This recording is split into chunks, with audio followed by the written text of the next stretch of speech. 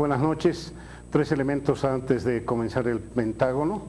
El primero tiene que ver con un agradecimiento especial a Verónica Rocha, que está aquí con nosotros por las dos anteriores semanas. Vero, realmente te agradezco mucho por haber conducido de forma brillante el Pentágono. Gracias. Gracias, Mario, por la confianza. No, gracias a ti.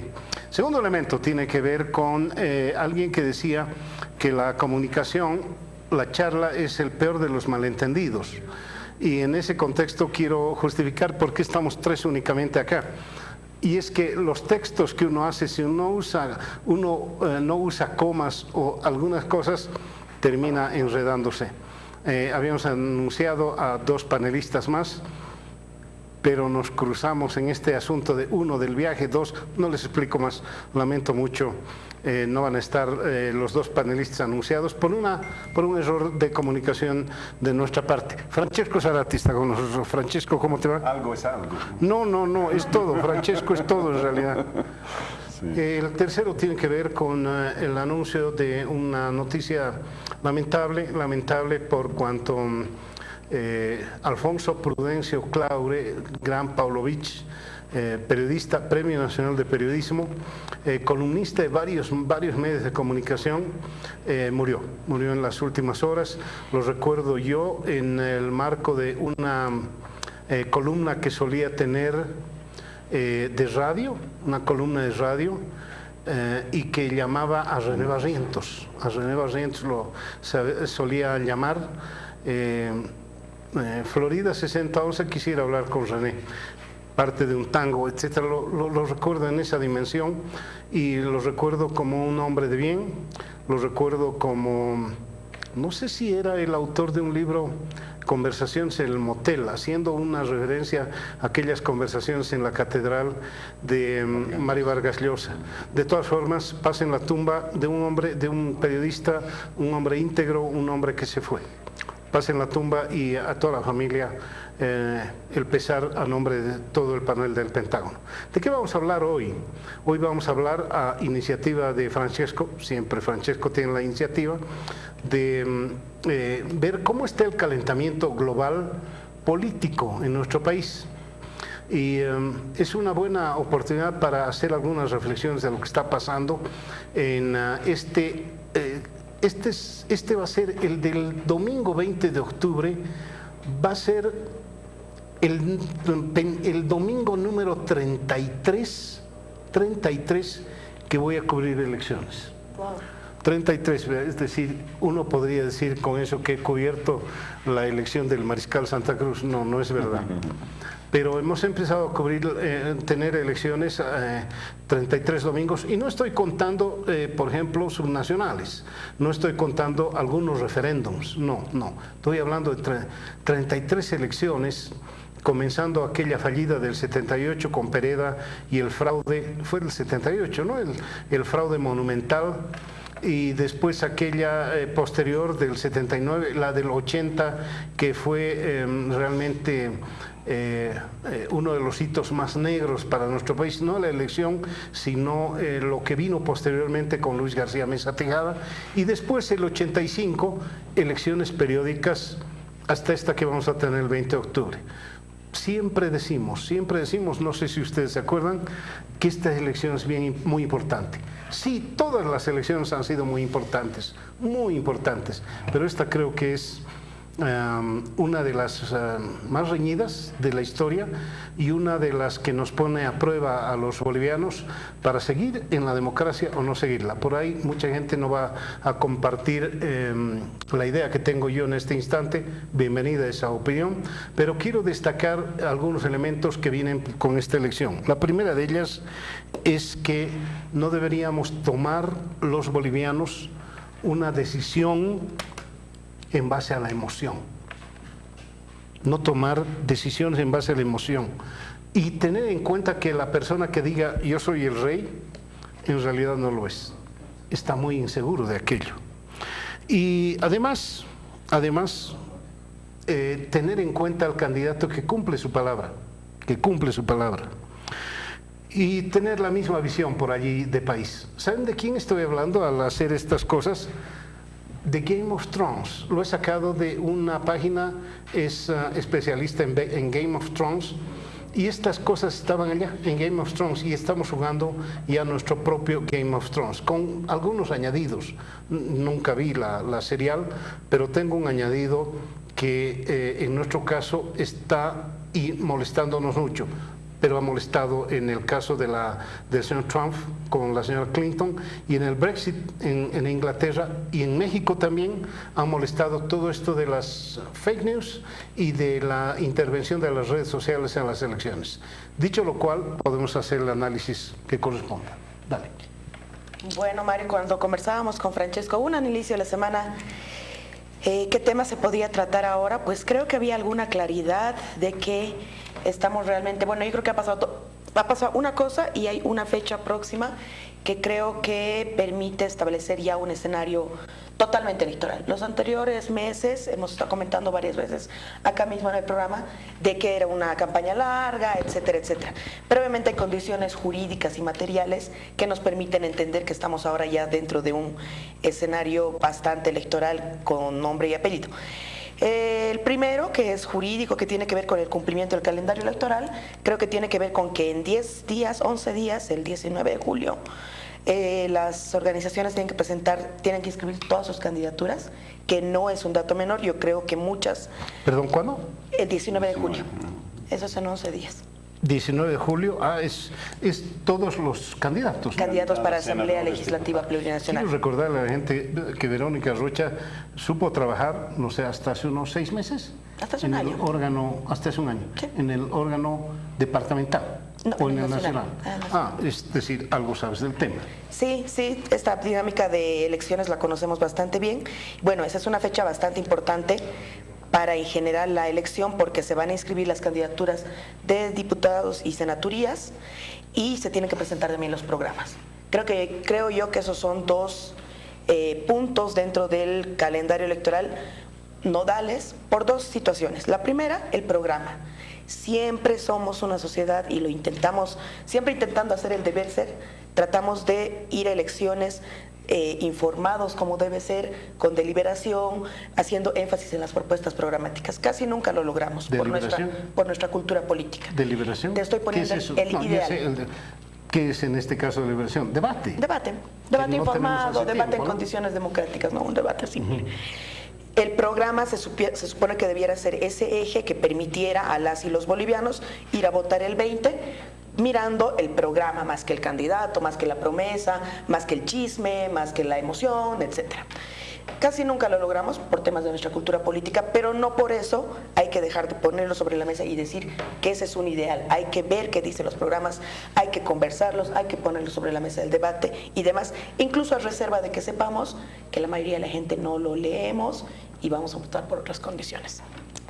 Y el otro tema, la inscripción de candidaturas, yo creo que, como señalabas, en esta elección va a ser un componente muy importante, toda vez que después de varias elecciones estamos acudiendo a unas elecciones que son realmente competitivas, es decir, donde hay una posibilidad, con base en las encuestas, de que haya resultados que puedan ser distintos a los de las anteriores elecciones, en los que, recordarán ustedes, eran muy claras las encuestas y las tendencias y casi no se discutía el ganador.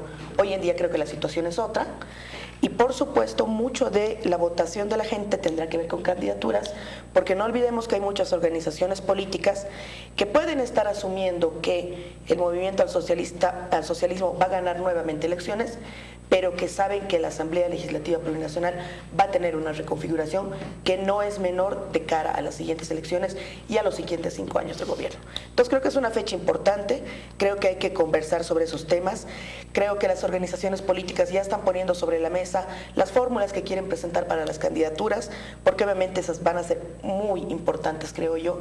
Las personas de senadores y diputados que vayan en las franjas de seguridad, como se le llaman, que son los primeros puestos, de alguna manera ya más o menos vamos a saber que van a estar conformando una Asamblea Legislativa Plurinacional que, a reserva del resultado de quién sea presidente o vicepresidente, va a tener un un rol protagónico en los próximos 5 años, entre ellos preservar la calidad, algunos dirán con mayor extremo preservar la democracia, otros diremos preservar la calidad democrática, pero ciertamente tendrá mucho que jugar en términos democráticos esa asamblea.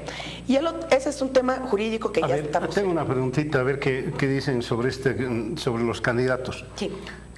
¿Cuán importante es para la población el candidato a senador, por ejemplo? Porque en diputados ya conocemos, hay gente que dice, mira, el diputado de mi circunscripción es de otro partido, pero es mi compadre, yo voy a votar por él. Pero en el caso del Senado, ¿cuán importante será, desde tu punto de vista, que vaya Periquito Fernandito o Periquita o Fernandita? Es decir, senador va a ser, voy a votar por este candidato, o simplemente es un asunto donde se va a saber ahí con quiénes se han hecho alianzas. Yo creo que responde a ambas cosas. En un primer momento responderá a saber que las organizaciones con quienes han hecho alianzas, que también es un dato para él y la electora, porque ahí sabes con quienes tienen afinidades políticas. No es lo mismo hacer una alianza con la Unión Juvenil Cruceñista, por poner un extremo, que hacerlo con una CONAMAC, etcétera. ¿No es lo mismo? No, no es lo mismo. No sé cuál es peor, pero... Pero a ver, no, me refiero, es que has dicho ambas cosas. ¿Tú conoces a alguien que haya dicho, el senador o la senadora por este partido va a ser fulano y yo voy a votar por él? ¿O es el candidato? Sí, hubo un caso cuando el MAS, en la primera elección del 2005, puso a Ana María Romero como primera senadora de La Paz. Esto fue un mensaje muy claro de cuál eran, digamos, el alcance de sus alianzas y de las personas con las cuales pensaba gobernar. Claro, no duró mucho, lamentablemente, pero ahí está la señal. Pero en el fondo tienes razón, los candidatos a senadores y plurinominales van en plancha con el binomio, que dicho sea de paso, no es el plazo el 19 para que ratifiquen los binomios. ¿Cuándo va a ser el plazo de los binomios? Más adelante, si no me equivoco, es el 27. 27, a fin de mes. Entonces, por lo pronto, ¿quién debe ratificar el binomio? Los que quieren inscribirse. El hecho que haya, la cosa la han hecho tan enredada, las primarias te ha habilitado. Habilitarte no significa que vas a estar necesariamente. Por ejemplo, Jaime Pazamorra ha dicho ya que él no se va a inscribir, ¿no? Ha retirado su candidatura, entonces no va a estar. Ahora, no sé qué pasará con el Partido Demócrata Cristiano, están dando larga al Tribunal Supremo Electoral, pero va a haber dos fechas. Yo creo que la fecha más cercana es esa, por dos razones. Primero, para ver qué tipo de personalidades van a estar. Ahí el factor mujer a mí me parece que es fundamental en esta elección. No es solo cuota. ¿Qué han hecho los vivos de los partidos? ¿Cómo tenían que hacer una cuota 50-50? Entonces el primero era varón, la segunda era mujer. Y dicho sea de paso, las diputadas que se rompen las vestiduras diciendo que cómo que Carlos Mesa va a poner mujeres de primera candidata, si el MAS la ha puesto siempre, mentira, porque estaban de segundas, han renunciado al primero y han subido. La misma Adriana Salvatierra está de presidenta del Senado porque Carlos Romero Bonifaz ha renunciado a su curul de senador y se ha ido de ministro del Interior. Si no, la señorita Adriana Salvatierra estuviera como diputada suplente, nadie la conocía. Senadora suplente. Senadora, sí, senadora. Y lo mismo pasa con Valeria Silva, las que más hablan son las que estaban de segundonas. Evidentemente después han ascendido. La diferencia ahora no es que van a estar de segundona, están buscando, me parece, los partidos, y uno de los partidos, Unidad Ciudadana, ya se ha comprometido a poner una mujer como primera senadora en los 9 departamentos. Esto significa entonces que es un rol activo, un rol fundamental de la mujer, no simplemente para cumplir cuotas, sino con personalidades que después van a llevar ciertas agendas. Es alternable, pero no es alternabilidad. Es decir, obviamente, la primera pero mujer, la segunda... Claro, si tú la ponías siempre de segunda, era una manera de burlar la ley. Hablando de burlar la ley, la otra cosa es este famoso, conocer los dos idiomas, un idioma nativo. Yo creo que hay mucha hipocresía, ya deberíamos poner coto a eso. decir, si se trata de obtener un certificado, como ha hecho el presidente Evo y como ha hecho el vicepresidente Álvaro, yo no los he escuchado 5 frases, ¿no? Nunca, en un idioma nativo, es realmente tomarnos el pelo. ¿Para qué lo han puesto en la Constitución si no se puede cumplir? Entonces suspéndalo indefinidamente, porque además atenta con un derecho humano. Es un derecho humano mucho más que la reelección, que yo aprenda los idiomas que quiera hacer, a menos que quiera cumplir una función donde es fundamental este idioma. Yo no sé si en la Asamblea Legislativa es fundamental conocer un segundo idioma, que no está siquiera especificado, porque no tenemos un segundo idioma, tenemos 36 segundos idiomas. Entonces es algo que de una vez deberíamos agarrar el toro por las astas y dejarnos de hipocresías. Si se trata de obtener el certificado, bueno, se pagará para eso, lo mismo que muchas veces se hace. Después, el tema de hacer las listas ya está suscitando una serie de problemas, las peleas internas. Se han conocido, ¿no? Ya hace unas cuantas semanas hubo una demostración de cuán buenas eran las sillas de un coliseo, porque por más que se las tiraron en la cabeza no se rompieron. Entonces fue una buena propaganda del constructor de la silla. Pero las Bartolinas en un congreso que no era precisamente, digamos, el congreso nacional, pero un congreso en Cochabamba, creo, y ha terminado también una pelea campal. ¿Eso era por las listas? Sí, es que, digamos, el sistema que hay en el partido MAS, de que ciertos dirigentes quieren ascender, aspiran a tener posiciones, hace que la pelea sea fuerte, sea para ser dirigente de un sindicato campesino, de una organización social, y llega un momento en que no hay currules para todos. Entonces alguien tiene que escoger, me imagino que finalmente escogerá, pero el gran capo, pero la lista tiene que venir, por lo menos formalmente, de una discusión de las bases. Después va a haber sorpresa, gente que se queja, que protesta, que hace estas cosas.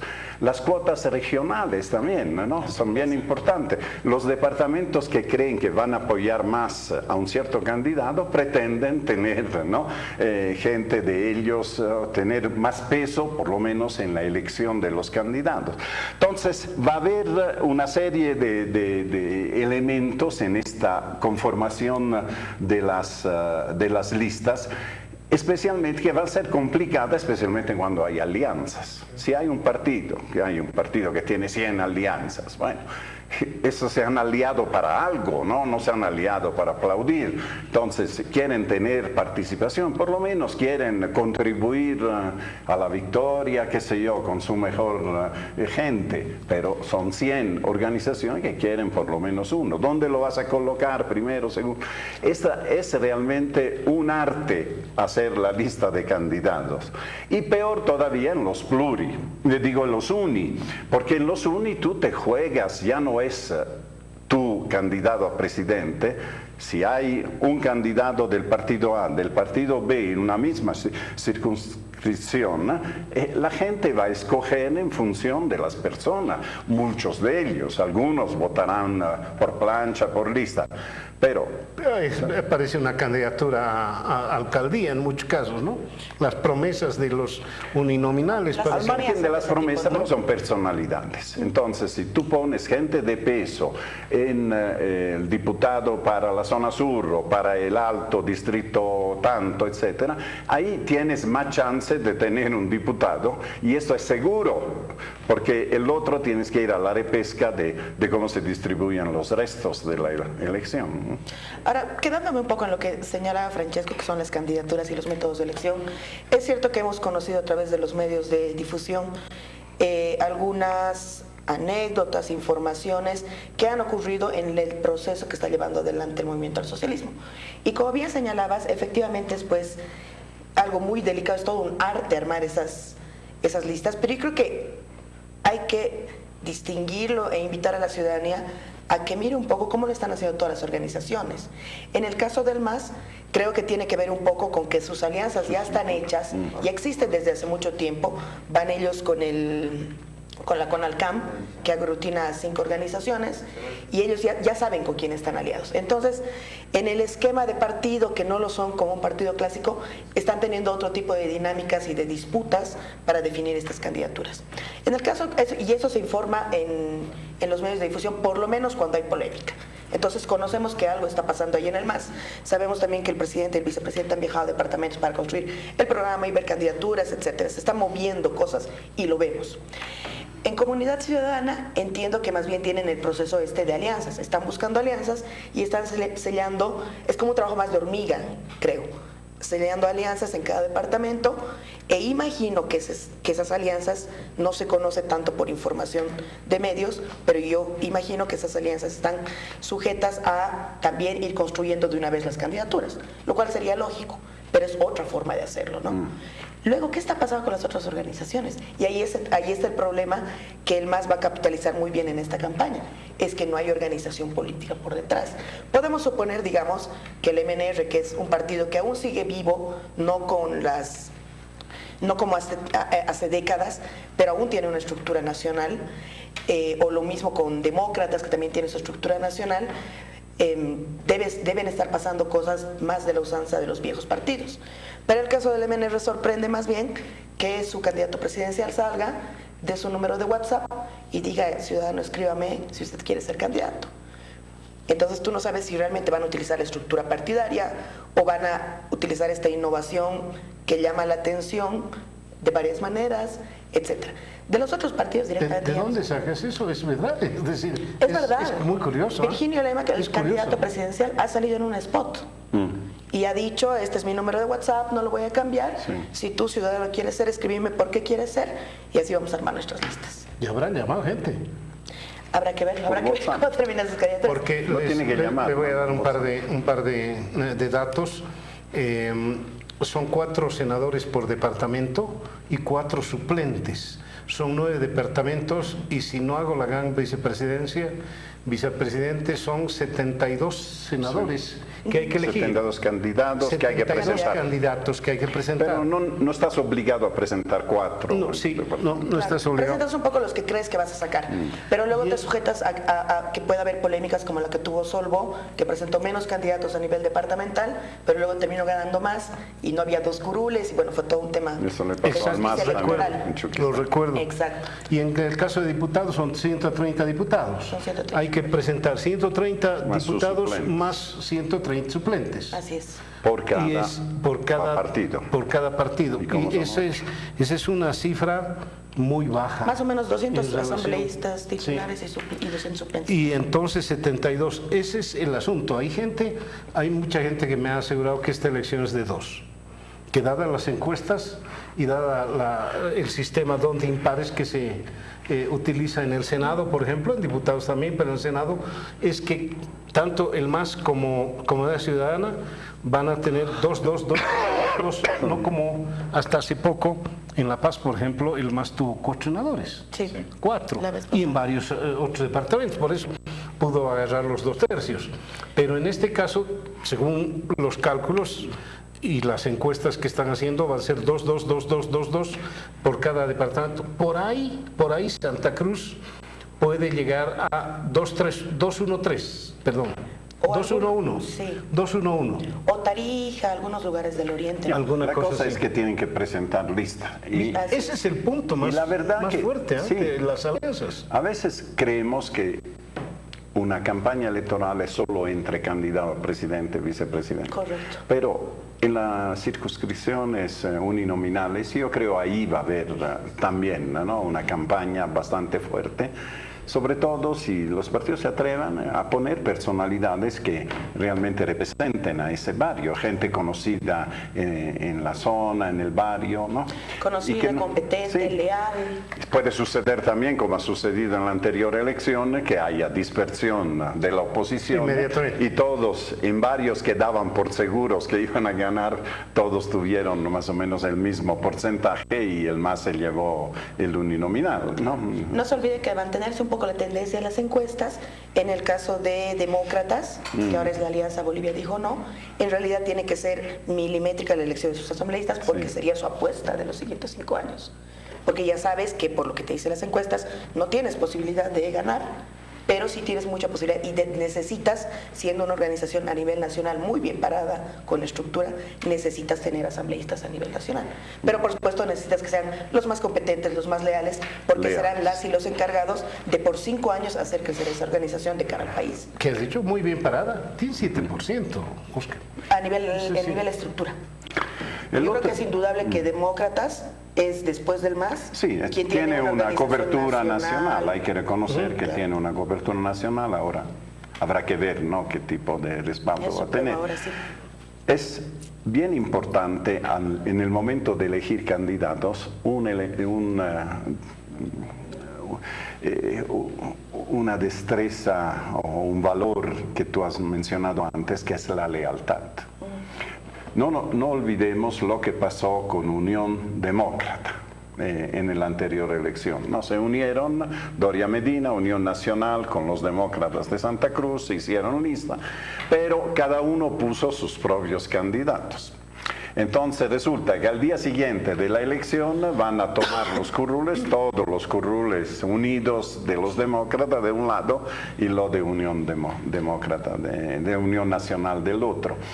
Es decir, si uno quiere realmente construir un proyecto político, ¿no?, tiene que saber quién pone y que tenga características de lealtad y de compenetración. Eso de poner el futbolista, el cantante, ¿te acuerdas? ¿No? Ha habido, hemos tenido tendencias, modas, ¿no?, donde se ponía a la gente no por lo que podía aportar, sino por captar votos, ¿no? Este simpático de un gran futbolista lo pondremos, pero le resultó mal, hasta los Carcas le resultó muy mal, ¿no?, cuando se presentaron. Es decir, creo que esta vez tienen que primar criterios un poquito más políticos, más serios. Es gente con la cual trabajar, con la cual construir. Si una tienda política llega a ser gobierno, va a tener gente con la cual hacer leyes, defender a los ministros en una interpelación. Tiene que ser gente capaz, no simplemente que electoralista, que sirva para la elección, para captar votos, al día siguiente ya... Es lo que nos dijo Jimena Costa la otra vez que vino. Dijo, pero al día siguiente de la estaban ecuación, cada uno por su cuenta. cada uno por su lado, y ese es un asunto de lealtad. Sí. Ahora, y en ese contexto, no sé si tú recuerdas, había una ley de partidos políticos señalando, no sé si está vigente, que el curul era del partido.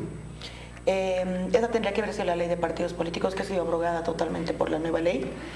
En todo caso, la ley ahora, la LOP, ahora señala que el curul es del partido. Es del partido. Pero echa la ley, echa la trampa. Nadie dice yo me voy del partido A para irme al partido B. No, yo tengo divergencia, pero me declaro independiente. Sí, pero y después votas. Te declaras independiente y te vas a tu casa. Lo que hace es facilitar un poco es la solo prueba el transfugio. La palabra clave es el transfugio. Transfugio significa dejar tu grupo e irse a otro grupo. Pero saben que si se van a otro grupo pierden el curul, entonces se declaran independientes. Dicen, yo no he cambiado. Así, típico, no, yo no he cambiado. Lo que ha cambiado es el partido. Eso es lo que dijo un diputado que ahora es masista y que transitó en la NFL, dijo, me estoy yendo por desviación ideológica de mi partido. De mi partido. Claro, siempre hay un buen pretexto para justificarse, ¿no? Ahora es importante lo que decía, que además de la lista se van a conocer los programas. Perdóname, yo recuerdo que algún candidato que se murió con mucho dinero, les hacía firmar una boleta de garantía a sus diputados y senadores, que las ejecutaba apenas había una... O la carta de renuncia, ya firmada y guardada en una caja fuerte. Estas cosas tampoco sirven, ¿no? Y aunque sirvan... Es que son los problemas de no tener una estructura, ¿no? Sí. O sea, que estás a 11 días... y que dices, ¿cómo resuelvo esto para tener gente competente, que me jale voto y que además yo pueda realmente confiar?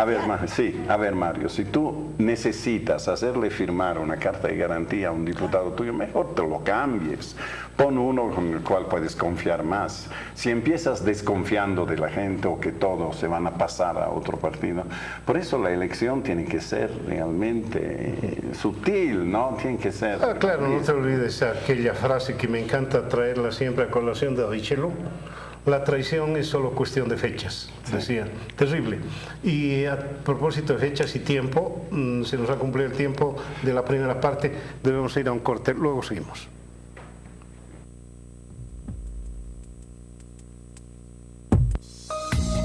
En instantes vuelve la programación de TVU.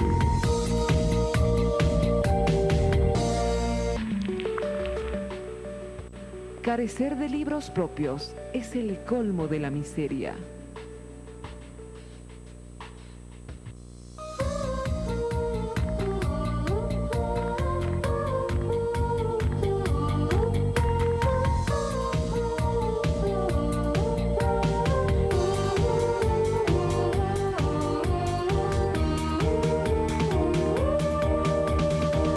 La nueva televisión universitaria. Los paceños tenemos virtudes que no cambian. Al paceño no le importa de dónde vengas. Si vives aquí, eres un paceño más. Para el paceño no es importante si te gusta un equipo o el otro. Si eliges la marraqueta o la sarna. Si eliges la paz, es suficiente. Al paceño no lo derrota nada. Ni el clima, ni la geografía, ni las adversidades que a veces le toca enfrentar. El paceño se adapta y renace cada vez. El paceño no necesita que le regalen nada. Emprende, hace, inventa y encuentra la manera de salir adelante. Al paceño no le gustan los tiranos. Lo demostró en 1809 y lo sigue haciendo cada día, porque el paceño es orgulloso, valiente y libre y se merece una ciudad que esté a la altura de lo que es, una ciudad del cielo. Avanzamos en interculturalidad. Avanzamos en igualdad de oportunidades. Avanzamos en respeto.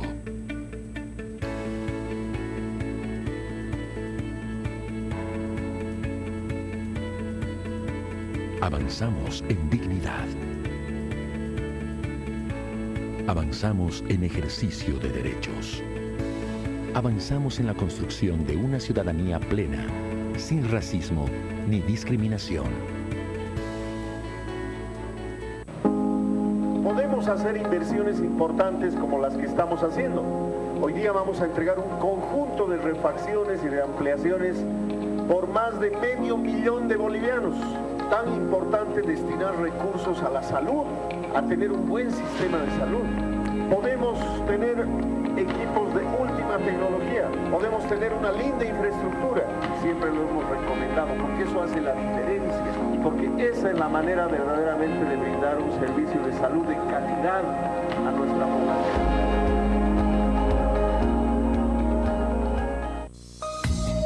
Continúa con la programación de TVU.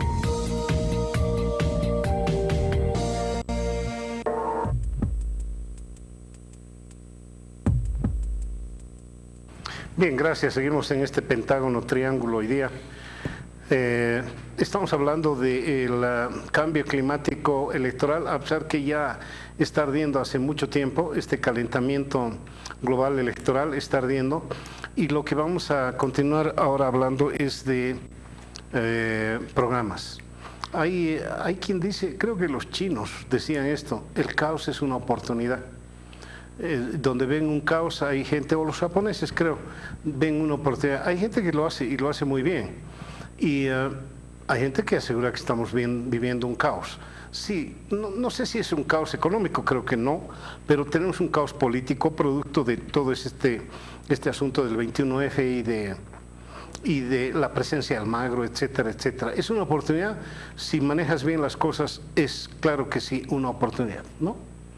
Sí, es una oportunidad, pero obviamente también yo creo que tienen que ver mucho las condiciones en las que se encuentra el país para ver cómo van a plantear su programa de gobierno las organizaciones políticas.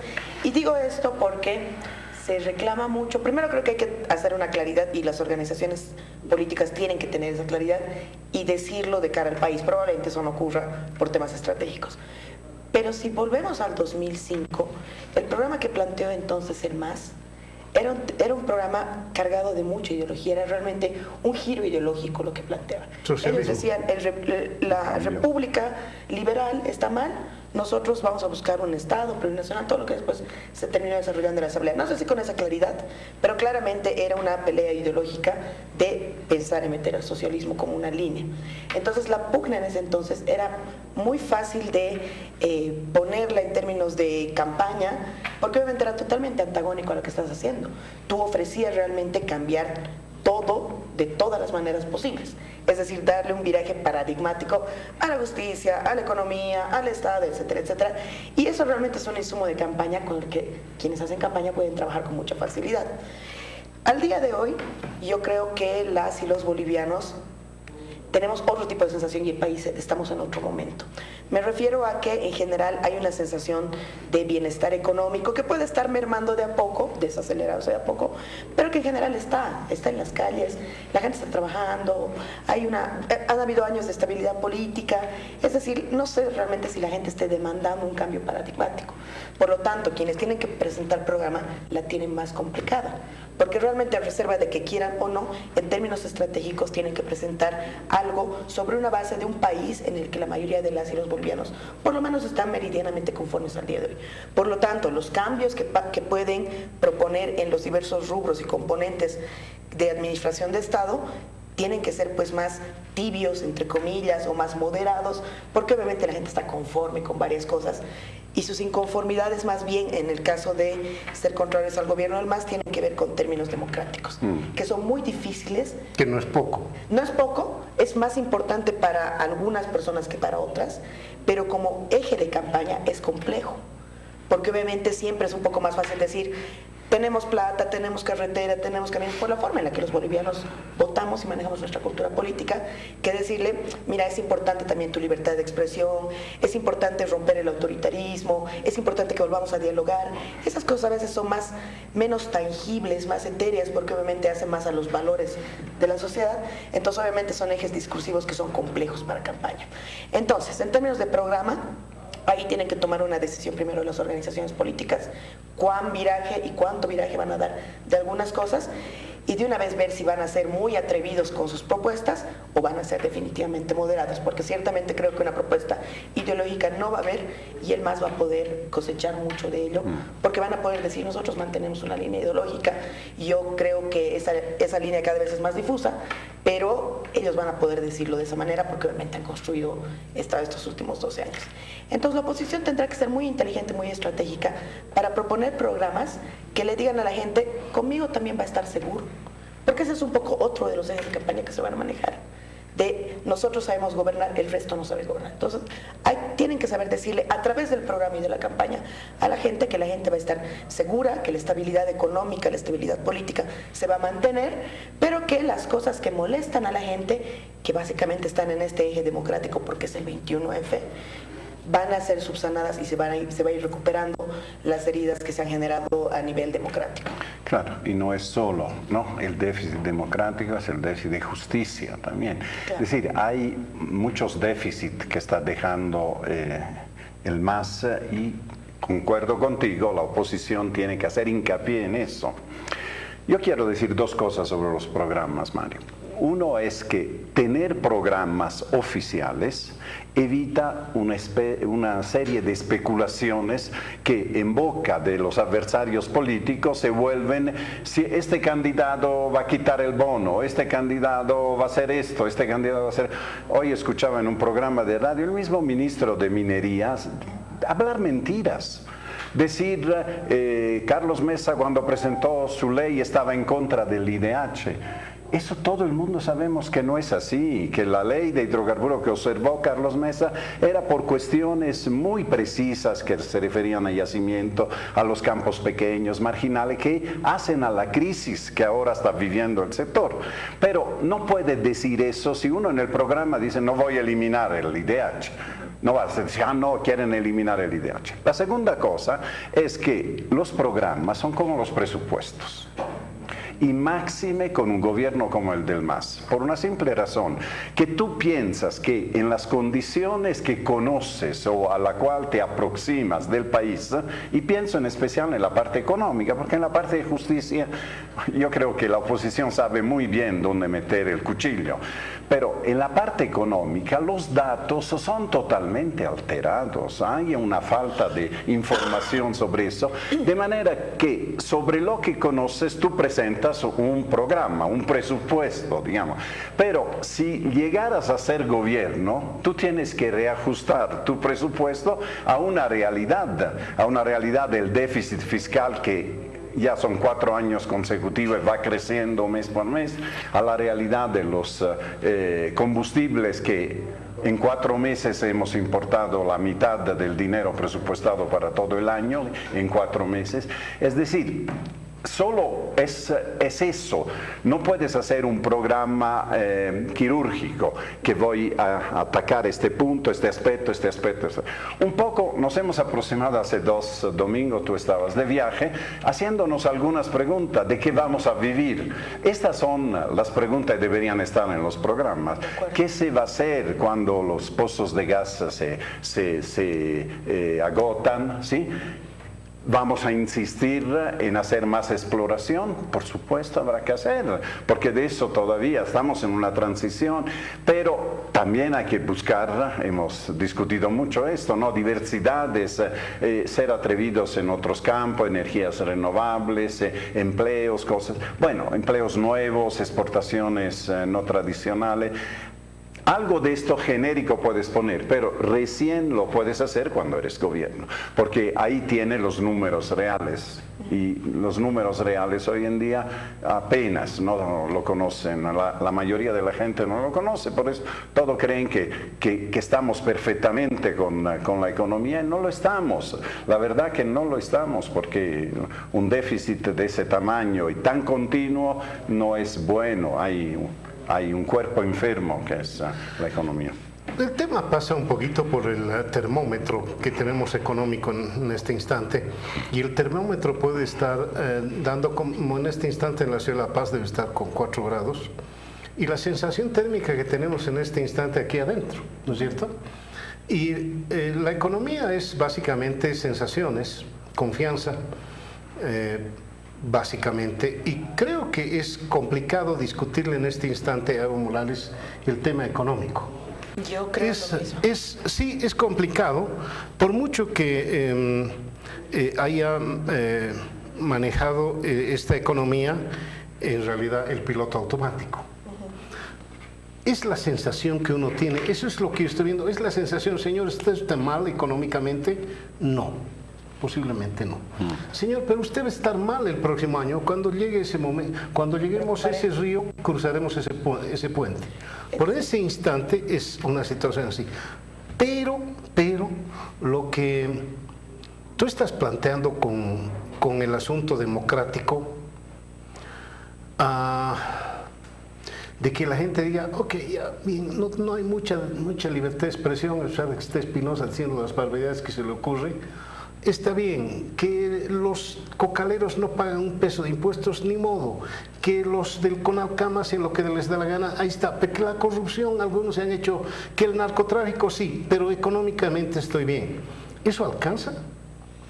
Lo que pasa es que las valoraciones de la democracia siempre son subjetivas, y entonces eso las vuelve más complejas, ¿no? Porque uno dice, bueno, tu billetera está bien, lo otro ya es un tema que podemos irlo discutiendo, y se va diluyendo, ¿no? Así, digamos.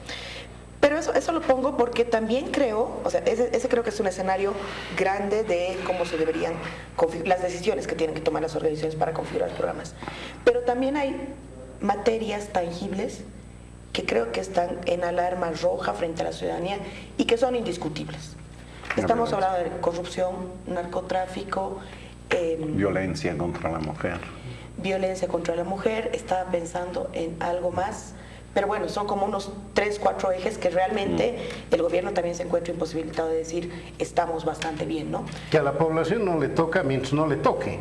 Es decir, mientras no sufras que tu familiar se vio envuelto en asuntos de droga, que te afecta con la corrupción gravemente, que a alguien de tu familia la mataron, no te toca, dicen sí, qué horror y nada más. Yo creo que ahí hay algunos climas, como el que hablabas, el clima económico sí tiene ese nivel y está así, está medio templado, la gente está medio conforme, pero también hay estos otros temas que generan mucha molestia, que ciertamente no te tocan, directamente a la ciudadanía lo hace, pero le genera mucho malestar cotidiano. Entonces, obviamente, frente a todo gobierno, y más un gobierno que lleva tantos años, uno de los principales problemas que afronta es no tanto en el momento electoral, sino en el momento de gobernar. La ingobernabilidad hoy en día está generada a partir de emociones, de fake news, de posverdad. Entonces es más difícil gobernar. Y obviamente este malestar va a sumar a ello. Yo no sé realmente si, bueno, depende mucho de las campañas. A veces decimos que las cosas ya están tiradas y que las campañas no importan. Yo sí creo que las campañas importan. Hay por lo menos 3, 4, 5 momentos durante la campaña que son muy definitorios en esto que es la sensación de la gente. Entonces, si tienes una persona que se siente medio bien por la economía, que sabe que hay estabilidad política, que le pudre muchas cosas como la corrupción, el narcotráfico, la violencia contra la mujer, y está ahí en este gran grupo de indecisos, ciertamente lo que vaya a pasar en las próximas semanas, meses, va a ser... ¿Qué número será, no? ¿El de indecisos? ¿En porcentaje? Era un 20%, se ha mantenido 20%. Bastante... Es decisivo. Es decisivo. Es decisivo para resolver en primera vuelta. A esa gente los candidatos van a apuntar. Eso. Porque hay gente que ha dicho o estoy con el MAS o estoy contra el MAS. Y la impresión general que se tiene de las encuestas es que gente que cree que no está tan mal la situación. El nivel de información también es limitado, que decirlo, ¿no? La propaganda es fuerte, sabemos la simetría que hay, ¿no? En dar información o en hacer propaganda con la gente. Pero al mismo tiempo está caliente con los abusos, el autoritarismo del gobierno. Entonces, quisiera vivir en un ambiente donde se respeten más los derechos, ¿no? Donde no porque se le ocurre a algún jerarca, a uno lo llevan, ¿no? Ante el fiscal, lo meten a la cárcel, y a un Montenegro al revés, ¿no? No lo imputan de narcotráfico y lo pueden liberar en 2 años. Es decir, son estas cosas que crean escándalo en mucha gente. Y yo no estoy tan seguro si el elemento económico es el que decide. Hoy ha habido elecciones en Grecia. El primer ministro que hizo la reestructuración, digamos, del modelo económico y que recuperó, digamos, la posición de Grecia en el seno de la Comunidad Europea, ha perdido las elecciones. Es decir, su programa de ajuste funcionó. Grecia ha llegado a equilibrarse, pero hay algo más, algún resentimiento, alguna cosa, o el sufrimiento que han pasado, que ha hecho que haya perdido las elecciones. No por mucho, pero ha perdido. Y muy democráticamente ha dicho, bueno, el pueblo ha decidido, aquí somos la cuna de la democracia y vamos a cambiar. Entonces, falta mucho para la elección de octubre, y siempre en las elecciones puede haber sorpresas, puede haber cosas. Ha habido una sorpresa estos días, le voy a decir, todo el escándalo que se ha armado, ¿no? En la Asamblea Legislativa sobre el financiamiento de Lava Jato, más que Lava Jato era el Castillo de Arena. Ahora resulta que un ministro de Lula y de Rousseff, ¿sí?, ha denunciado que dinero que ha recibido el Partido Popular como parte de contribución de estas empresas, etcétera, había sido desviado para campañas electorales en Perú y en Bolivia. Yo no sé qué dirá. Eso recién ha salido este fin de semana. Son cosas que pueden cambiar también. Es decir, acusaban a otro de donde ha sacado 10 millones de dólares que no había, ¿no? Que era un presupuesto. Y ahora resulta que sí hay un testigo, y de alto nivel, no es de la oposición, era del gobierno de Lula y de Dilma Rousseff, que dice, sí, el PT ha financiado campañas electorales en Perú y en Bolivia. Y me imagino que no va a ser las de la oposición, ¿no? Al principio señalé 2 o 3 países donde se han utilizado algunos elementos desde las redes sociales como Estados Unidos, con el tema del señor Trump, el Brexit en Inglaterra y en México. En México se ha utilizado con mucho entusiasmo esto. ¿Cuánto crees que pueda influir acá las mentiras de las redes sociales? Sí, en esa lectura que haces, Mario, no te olvides de Brasil, que ha tenido un tema con el WhatsApp y las noticias falsas que realmente ya no puede controlar, porque obviamente no son tan públicas como las otras redes. No es decir, habrá que irle a pedir a señor Mark Zuckerberg a quién va a ser el próximo presidente de Bolivia. De hecho, ya las elecciones en México, por ejemplo, Facebook hacía alianza nada más y nada menos que con el Instituto Nacional Electoral, etcétera, porque sabían la incidencia que tenían de todos los procesos. ¿A qué me voy con eso? A que no es tan irreal este supuesto de que la opinión pública que se maneja dentro de redes sociodigitales tiene una incidencia en la democracia. Hay bastantes indicios como para pensar que la incidencia más bien es para debilitarla y no enriquecer esto que la tecnoutopía decía que íbamos a tener un gran diálogo y un gran debate. En todo caso, yo creo que estas elecciones van a tener algo de ello. No estoy segura y es muy difícil hipotetizar de si van a ser definitorias o no, pero creo que ya hemos estado viendo en las últimas semanas unos intentos de falsas noticias. La gente ya está más informada de qué son las falsas noticias, pero igual, con ello o sin ello, en los últimos 2 meses, grandes medios de información del país han caído en esas noticias falsas. La primera, el tema de la banda Popó, que no tiene nada que ver con la política, pero la segunda, la carta de Diego Ayo, que en medio de toda la polémica que fue compleja, que también tuvo que ver con financiamiento y que estaba medio dando vueltas en el aire, aparece una carta que muchos medios dan por válida. Tu ausencia en la radio. También, sí. Claro, también. Y bueno, y luego se desmiente. No todos hemos caído en algún momento de cosas. Lo que pasa es que se están manejando las fake news con algo que es esencial. Ya no dicen, por ejemplo, que tal persona es un ogro. Ya no dicen que tal persona asesinó a 20 personas en la Catedral Metropolitana. Dicen, es un buen tipo, hace buenas cosas, etcétera, pero ahí le meten una mentirita que es lo fundamental. Lástima que salía con un puñal ensangrentado de la catedral. Lo fundamental de las falsas noticias es que trabajan sobre cosas ya interiorizadas de la gente. Es decir, ya saben que tienes algo y ese algo lo van a aprovechar con una noticia, no te van a construir algo nuevo. Yo he reflexionado bastante sobre eso. Me parece que ha habido iniciativa de la Asociación de Periodistas, de otras organizaciones que están detrás de las noticias falsas y publican, denuncian, etcétera. Pero es una cuestión, yo creo, de saturación, ¿no? Llega un momento que ya no vas a creer en nada, sobre todo de esta noticia. Educar a la gente antes de reproducir una noticia, hacer 2 o 3 chequeos normales, y hasta puede ser contraproducente que alguien meta una noticia falsa y después se descubra que de dónde viene el origen de esta noticia falsa. No le veo mucho futuro por si acaso hay una palabra en castellano, paparrucha se llama. La he visto, sí, la he visto. Sí, parece horrorosa la palabrita. Bueno, de todas maneras, ya hay un sitio boliviano, paparrucha.bo, por si acaso nuestro amigo Iván Lima lo había registrado.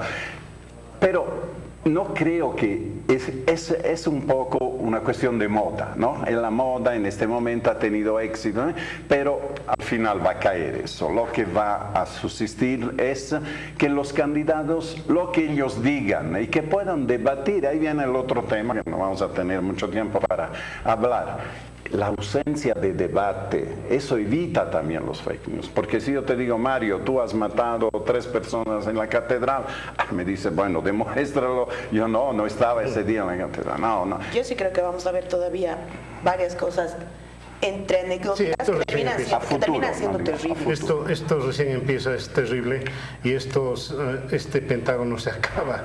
Gracias, Vero, por haber venido. Gracias, no, es una fake news, es verdad. La verdad es que estoy muy tentado a convertir el Pentágono en triángulo. Fue más divertido, creo.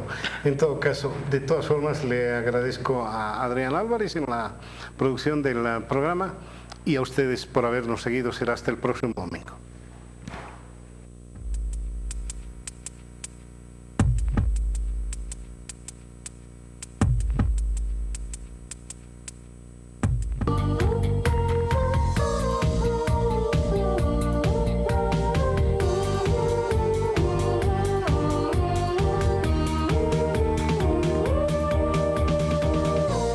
Nueva Televisión Universitaria.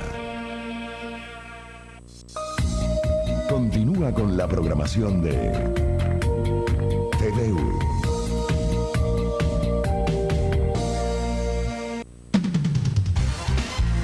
Emprendimientos, tecnología e inversión, industria y servicios, educación e información. TV Empresas.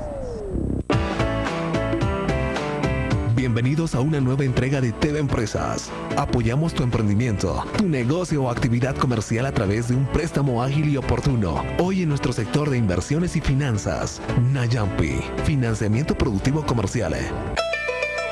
Nayampi tiene el propósito de generar oportunidades para mujeres y hombres emprendedores.